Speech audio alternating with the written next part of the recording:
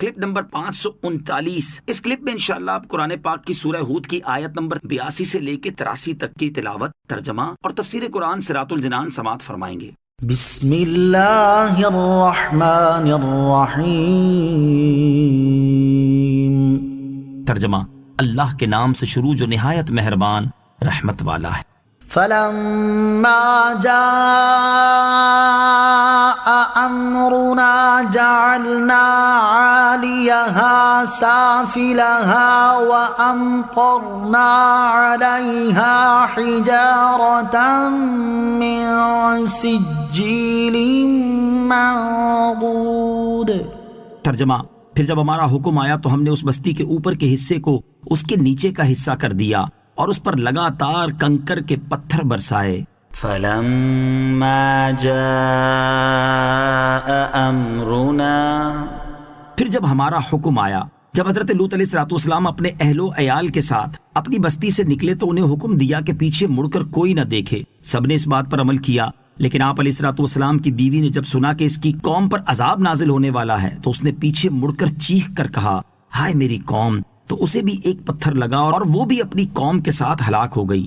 حضرت لوط علیہ السلام کی قوم پر عذاب اس طرح آیا کہ حضرت جبرائیل علیہ السلام نے قوم لوط کے شہر جس طبقہ زمین میں تھے اس کے نیچے اپنا بازو ڈالا اور ان 5 شہروں کو، جن میں سب سے بڑا صدوم تھا اور ان میں 4 لاکھ آدمی بستے تھے، اتنا اونچا اٹھایا کہ وہاں کے کتوں اور مرغوں کی آوازیں آسمان پر پہنچنے لگیں، اور اس آہستگی سے اٹھایا کہ کسی برتن کا پانی نہ گرا اور کوئی سونے والا بیدار نہ ہوا۔ پھر اس بلندی سے اس کو اوندھا کر کے پلٹ دیا، اور جو لوگ اس وقت بستی میں موجود نہ تھے وہ جہاں کہیں سفر میں تھے وہاں انہیں لگاتار پتھر برسا کر ہلاک کر دیا گیا۔ بعض مفسرین نے فرمایا کہ بستیاں الٹنے کے بعد انہی پر لگاتار پتھر برسائے گئے۔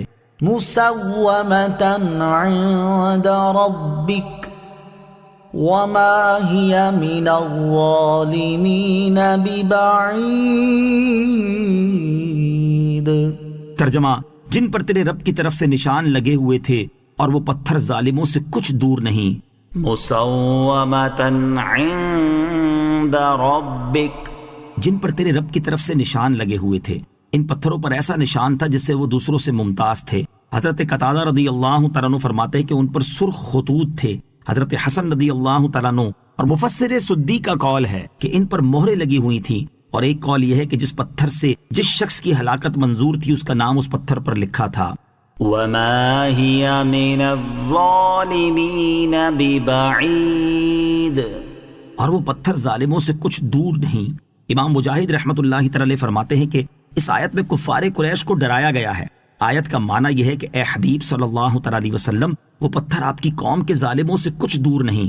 حضرت قتادہ اور حضرت اکرمہ رضی اللہ تعالیٰ عنہما فرماتے ہیں اس آیت کا معنی یہ ہے کہ اس امت کے ظالموں سے وہ پتھر کچھ دور نہیں۔ خدا کی قسم، اللہ تعالیٰ کسی ظالم کو ان پتھروں سے نہیں بچائے گا۔ امام رازی رحمت اللہ تعالی نے اس آیت کی ایک تفسیر یہ بھی ذکر کی ہے کہ وہ بستیاں جن میں یہ واقعہ رونما ہوا کفار مکہ سے دور نہیں، کیونکہ وہ بستیاں ملک شام میں تھیں اور شام مکہ سے قریب ہے۔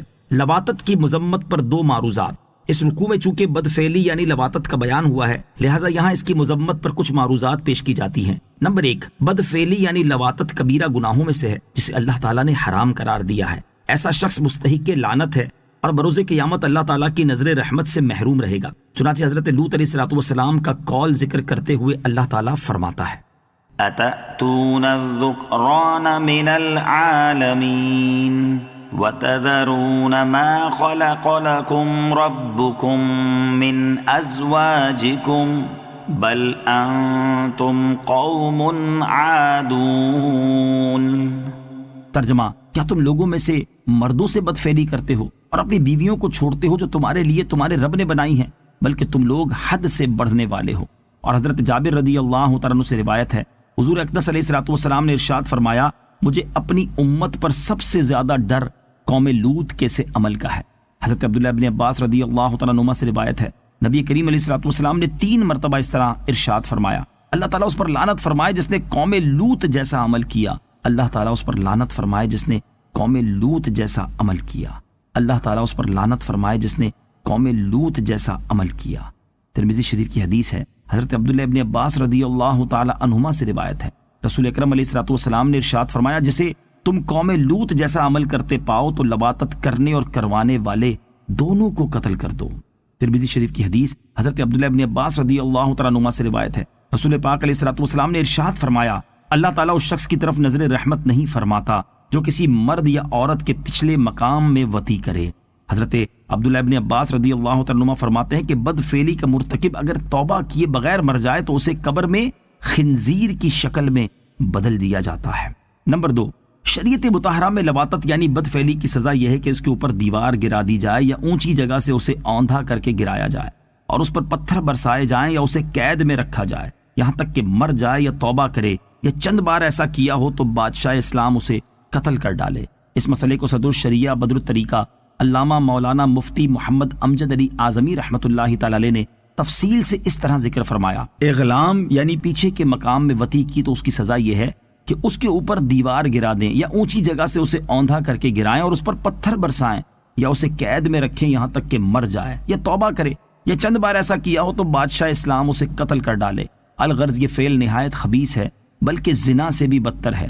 اسی وجہ سے اس میں حد نہیں کہ بعضوں کے نزدیک حد قائم کرنے سے اس گناہ سے پاک ہو جاتا ہے، اور یہ اتنا برا ہے کہ جب تک توبہ خالصہ نہ ہو اس میں پاکی نہ ہوگی، اور اغلام کو حلال جاننے والا کافر ہے۔ یہی مذہب جمہور ہے۔ تنبیہ، یہ یاد رہے کہ سزاؤں کے نفاذ کا اختیار صرف حاکم اسلام کو ہے۔ صلو علی الحبیب صلی اللہ تعالی علی محمد صلی اللہ تعالی علیہ وسلم۔ مجھے اپنی اور ساری دنیا کی لوگوں کی اصلاح کی کوشش کرنی ہے انشاءاللہ عز و جل۔